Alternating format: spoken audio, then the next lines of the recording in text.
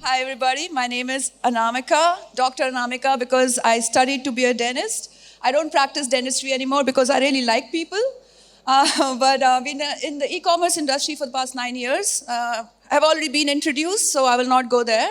But what I do now is I work with technology to help solve for business needs and customer demands. And while I was doing this, I came across a lot of different insights that we collect when we are working with the markets and understanding customers. And I would like to share them with you today.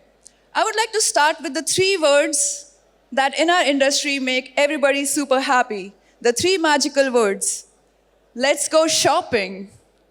So what I did for you was, this is a QR code that will take you to the video that I created in order to try to visualize how I see the shopping trends of 2030 looking like.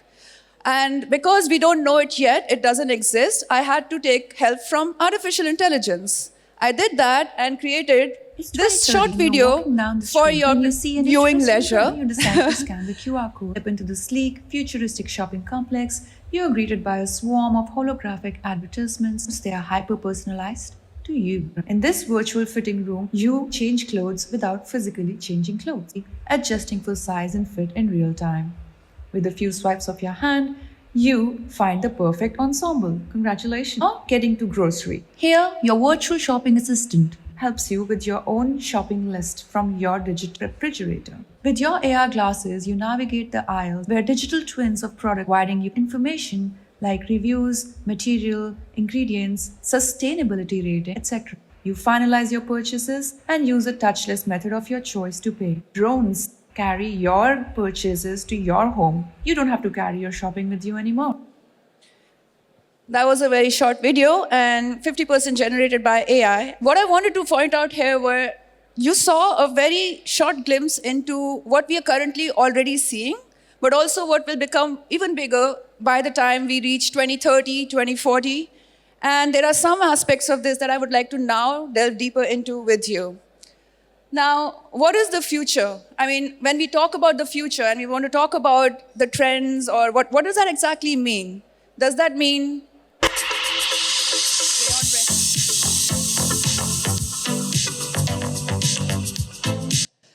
No, I don't believe that the future is only gimmicky products. I believe that the future consists of three things: the future environment, the future technologies, and the customers of the future. And I would like to delve into each of these three with you, because these three combined will create the physical experience of shopping in the future for us.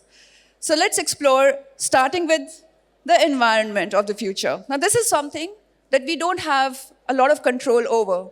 The pandemic, for example, taught us all really well that we really cannot control the constraints, but it's good to understand them. So the constraints that we can control, and you are all part of this environment, the first part of this is the products and the platforms of the future. Now, one trend that I see happening very quickly is, and it's already there, is products become platforms. We all saw what happened when, after the Vision was launched. These AR glasses are not just a product, they are set to become platforms where retailers can do their commerce and actually engage with customers. This is where the conversions of the future will happen. Think of the phone in your hand right now. If you're using a smartphone, the smartphone started as a product, and now it has become a platform. You have a lot of marketers there, you have all of your shopping websites there, you do everything on your phone, which has become a platform. And so it's the same thing I see happening with the AR glasses and Google Cardboard, etc. AR is going to be big. Let's talk about the retailers of the future. In the future, the retailers, if you are a retailer, if you have already not started doing this, retailers will have to heavily invest in their data infrastructure. And the reasons for that are simple. Most of the technologies that we will talk about are going to be dependent heavily on data. If your data infrastructure is in place, then you have what it takes to win over the competition in the future. We will talk more about that in a bit. You will have to become platform agnostic. It shouldn't matter if your customer is on a mobile device, on AR glasses, at a desktop at home, or inside a physical store. You as a retailer have to offer them the omni-seamless experience that we all want to talk about and become platform agnostic as soon as possible. Of course, retailers themselves have the power to become brands. And we know this from having studied Amazon, we know this from having studied Zalando, we know this from having studied Auto. Not only are retailers the place that our customers are going to trust more than they trust brands, but also retailers have the capacity to bring their own brands into the market. So as a retailer, you have the potential in 2030 to become the first choice of the customer. Instead of the customer being a brand loyalist, they become retailer loyalists. And this is extremely important. Payment solutions, one of the most frictional, one of the most leading causes of cart abandonments. 4 out of 10 people abandon carts, citing this as a reason that they did not find their payment, payment of choice. Now, what's going to happen? We are already living in the world of embedded finance, which is great. And we already have one-tap payments have become a reality. But what payments are going to look like in the future is what gravity looks like now. It exists, it works, but you don't see it happening. And that means touchless payments. We have to heavily invest in making sure that the customer of the future does not have to think about the whole payment part. And this can be done via various technologies that we will talk about in a bit. Now, you might have heard of the in-store integration of Just Walk Out technology by Amazon. Once your payment method is accepted, the entry gate will open. While you are shopping, you can pick up items and place them back on the shelves. Cameras and sensors track your items. Amazon JWO will only charge your account once you take the items out of the store. So, if you decide not to take any items, you won't be charged. If you'd like a receipt, you can type in your email at the receipt kiosk. A receipt will be emailed to you on that day. This is already happening. We are at a stage where, imagine the journey where a customer finds something that they like, they got it, and they don't have to go through the one friction point of now they have to pay for it. Because every time there's a pause in the shopping process, we know that there is a potential for dropout. So we can completely eliminate that potential if we focus on completely frictionless payments. Going into governance, I think one of the most important things that we will have to look after is our sustainability practices. We cannot afford to have the kind of supply chain management that we have today. We will have to be more transparent, and we will have to invest in technologies that make this supply chain more transparent for our future customers. To do that, there is a lot that has to be done, actually. I'm working in fashion, working in edutech, working in health tech. Whichever industry we are working in, we know that supply chain is a big pain point for us. So what we want to do is, not only do we want to invest in making supply chains more transparent, we also want to show our customers more about how we handle that. Again, I'll come to that in a bit. So for me, these are the most important aspects of the future environment. And now I would like to move on to the customers of the future. Now, these people we have no control over whatsoever, because the customer of the future will consist of the 3 generations that we have. In 2030, we will continue to have millennials and Gen X, we will have Gen Z, and Gen Alpha that follows Gen Z. Of course, the most important is going to be Gen Z. People born between 1997 and 2000, and they're going to be important because by 2030, they will have the capacity, they will have disposable income, and they will be the ones with 33 trillion US dollars in their pockets to spend. So a really good target to look at. Also, this is a very interesting generation because they are mobile natives. They want things, they're very used to using technology. They don't have that friction point. So it's a great way to make yourself more tech savvy and get good with the Gen Z, as they say. Now, the things that are really important to Gen Z are smart sustainability. This is a term that will become bigger in the future. Smart sustainability is a lingo of the future. They also follow micro-influencers. So instead of investing in very expensive celebrities, you might want to consider looking at very niche, deep relationships with micro-influencers, because this is where conversion happens. Celebrities are going broad with millions of fans, but it's the micro-influencers who go deep and actually create conversion for you. And last but not the least, and I'm going to come to that, Gen Z is very gender neutral in their outlook. So they do not want to see packaging or design which is very gendered. So another thing to consider when you are building or investing in your design practices. A little bit more. So we already spoke about transparent supply chains, and this is important because this is important to the Gen Z, to the customer of the future. They do want to see on their website what kind of certifications do you have, what kind of filters can you apply that show whether you're following sustainable and ethical practices. They want to be able to see where they're putting their money, and it's our responsibility to be able to show it to them. Of course, we can use technologies like blockchain and IoT to further transparentize our supply chains, and we will talk about that, like I promised, in a bit. The micro-influencer trend is something to be very carefully looked at because it's already starting to happen. If you have ever watched a Come Shop With Me video, we are talking about shoppable videos, and not just on the computer or on your mobile, but also on VR. So it's almost like the lines between getting to understand a product and then buying the product gets blurred. So please invest in understanding and identifying the micro-influencers in your industry, because this is going to be the place where you want to invest. Gender-neutral product packaging, gender-neutral product design. I spoke about it already. Even you can look around you, like the clothing, the names that Gen Z is choosing for their kids or for their dogs. Everything is gender-neutral at this point. So we would like to be able to be prepared for that trend. Now let's talk about the technology of the future, because this is my favorite topic. This is what I do, and this is something that I love to talk about. For me, the most important technologies of the future are going to be immersive tech, VR and AR. We already spoke about VR glasses, but we also want to talk about augmented reality, especially if you have stores where you want to create an experience for your customer to come and be able to use your product without having to buy it or try it out. This is where we want to invest. For me, also, the augmented tech is, now this is another future lingo coming up, phygital experiences. Creating phygital, which means a combination of physical and digital experiences, is going to be a huge part of 2030.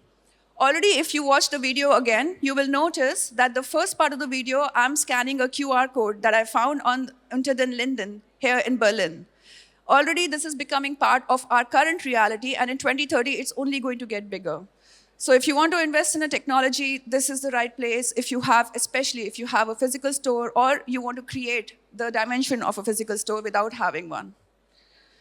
Web 3.0, again, for blockchain, for supply chain transparency, another technology to invest in, especially if you work in logistics. And IoT, again, if you work in logistics, but also if you want to create phygital experiences for your customer. So imagine having a customer walk into a store and be able to actually touch and see your product without your product being there. So that means you don't have to have inventory in store. You can still have the experience for your customer if you have the right technology. I spoke about Just Walk Out, but Just Walk Out is an Amazon name. The name of the technology is Walk In, Walk Out, and this is something that customers will actually demand and expect. If you don't provide that to them, you're going to lose out. So this is something which is not even, it's a competitive edge. It's like just creating parity with your competition. And Zero Trust architecture is another tech of the future. It just basically allows every part of the workflow to have its own data supply. So this is very important to invest in if you want to make sure that your customers' data is protected and you want to be able to talk to them about it.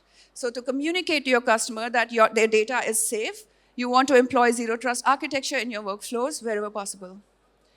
Last but not the least, digital twinning. A digital twin is a digital twin of your physical product, and in some cases, it's the digital version or avatar of your customer. So again, the same idea of having your clothes or your products or groceries somewhere available for your customer to be able to experience it, but without having to place the inventory in their hands. We will talk a lot more about this, but you might be asking, Of all of these technologies, you're talking about the future, but Anamika, where is the AI? Why have you not brought it up? And I am saying that AI is everywhere. And this is why I didn't explicitly talk about it. AI will be part of all of these technologies that we just saw. This will be, because AI is a blanket term. It's an umbrella term for a number of different applications that can happen. So no matter what you're doing, which technology you are going vertically into, AI will be the horizontal technology to invest in and to consider. AI is going to be everywhere, no matter what you want to employ, or all of the things that we mentioned till now are going to be fueled by AI. And AI is going to fuel a few trends that we will see in the future. So we can't talk about future without talking about trends in shopping.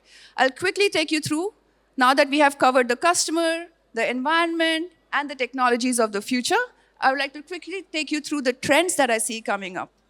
The first one, the boundaries that you see around you are going to get blurrier. And by that, I mean the boundaries between the genders that we saw, right? So gender-neutral product design, but also the boundaries between platforms, products, and brands. Amazon, that started as a platform, has now become a brand in itself. And it is now going into creating its own products. The same happens with Apple, the same with TikTok Shop. We have, like I said before, the VR glasses from Apple. It's absolutely, there is no boundaries anymore.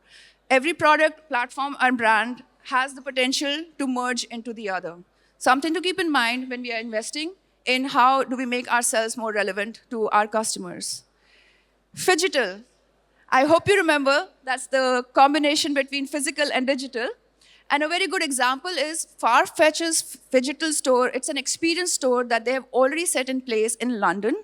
You can literally walk into the store, go to a mirror where it will create an avatar of you, and you can select between different clothes and try the fit as it fits you, without having to physically take on and take off clothes, which is a very big pain point for people.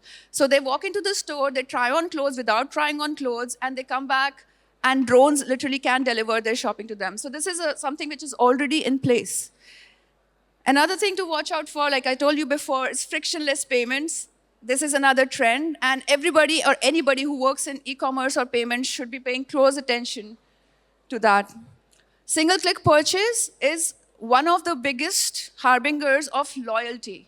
We always talk about customer loyalty and trying to create more retention and trying to make sure that customers don't go to other competition. And this is one of the biggest hooks for loyalty for customers, has been shown.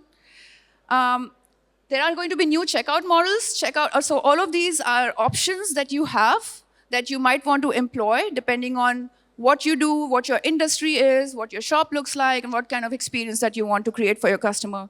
But these are the kind of options that you have. So maybe make a checklist, which all do you already offer and which all would you like to offer to your customers. Another thing that I would like to, the trend that I see, it's already happening, is depersonalization. But the term that will be used in the future will be hyper-personalization. And hyper-personalization is taking personalization to the next level, where you are using AI, again, to make sure that not only is your customer individually getting marketing messages, product recommendations, but also price recommendations and discount.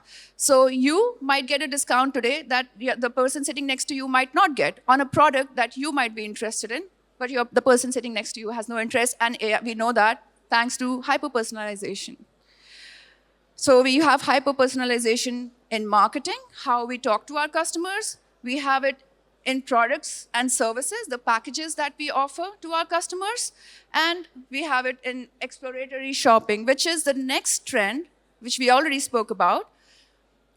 When we talk about exploratory shopping, I don't just mean phygital stores that you walk into. Exploratory shopping is the third term that you need to get familiar with, because this is going to be another term that will be used a lot.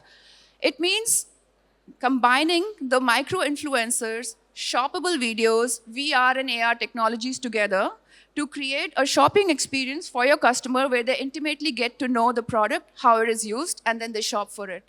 This is where a micro-influencer will guide your customer into how to use your product. And this is another trend that is going to pick up really well in 2030, worth investing in.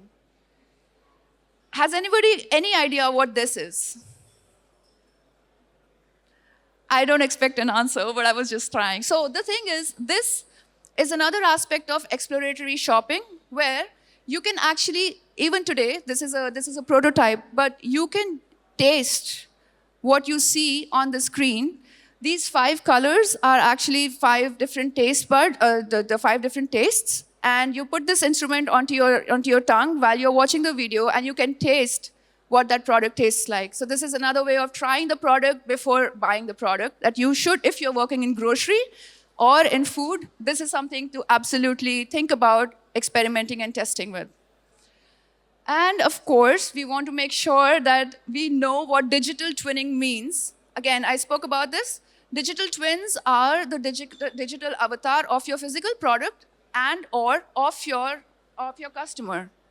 So what you want to do, why we use digital twinning, first of all, it's a big investment, but it's extremely cheaper to do experiments using digital twins of your products rather than do with the physical real products, because that obviously will not work for us. So I work in software product, which means I have the luxury of testing out websites and apps and making small changes. And if it doesn't work, we can easily change that and we can put something out there quickly.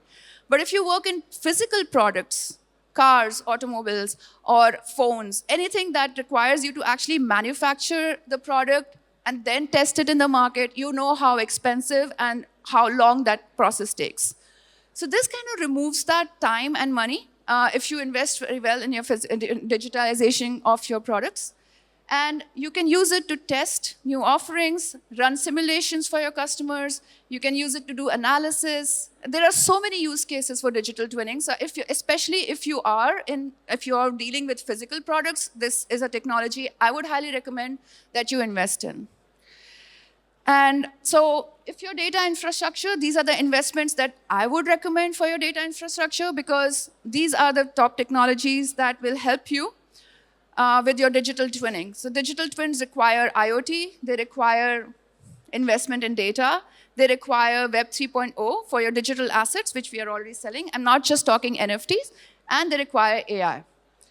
Last but not the least, voice-based shopping is going to become way bigger than it is today. So we have our Alexas and our Siris, and they are going to become more and more important when it comes to browsing and searching for products. So as a retailer or as a brand, you want to create the right SEO for your voice-based search experience. Like how we invest in SEO today for Google, we want to do that for voice-based shopping and search. You also want to make sure that your product is listed higher in the recommendations that are provided by the voice shopping assistant. And again, that requires integrations with the platforms and the products that I spoke about before. And conversational shopping. We've already started doing this via chatbots, but this is going to become voice-based more and more as we go into the future. And again, something that we want to make sure that we are experimenting with.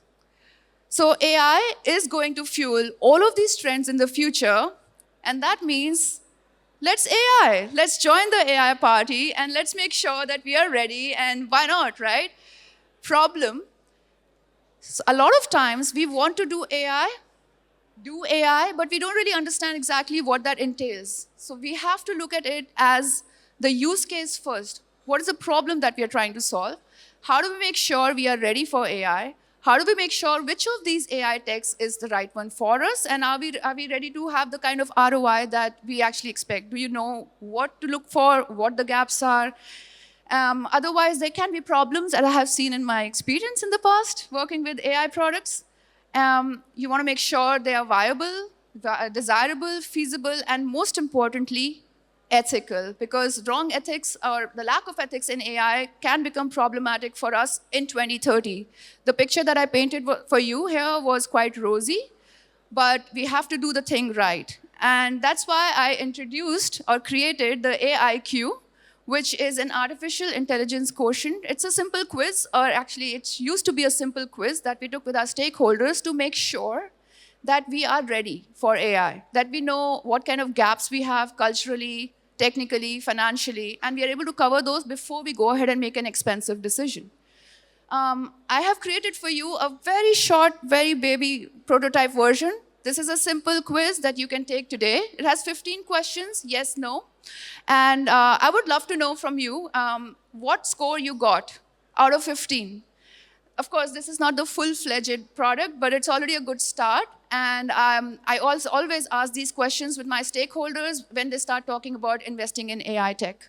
So I think, and this has saved us a lot of time and money in the past. So I would recommend that. Yeah. Last but not the least, this is where you contact me. Do the AI, sorry, I will leave that for you. Please do the AI quiz, and once you get a score out of 15, please share that with me. I would be very curious to see how it went on for you and what your score was. And if you want to find out more about the AIQ, of course, you can connect with me. I am on LinkedIn. I'm here today. Yeah, thank you very much. That was all. And What is your favorite trend of the future? actually, I would like to know what your favorite trend was of all of these, but mine is the voice search, because that kind of eases the whole process. It becomes more organic when you can talk, and this is how we do. We are humans, right? We are not used to clicking things and doing that. We talk about things, and I think for me, this is the most important one to invest in because there's so much potential. If we get this right, we will win in the competition. This was so lovely. Thank you so much.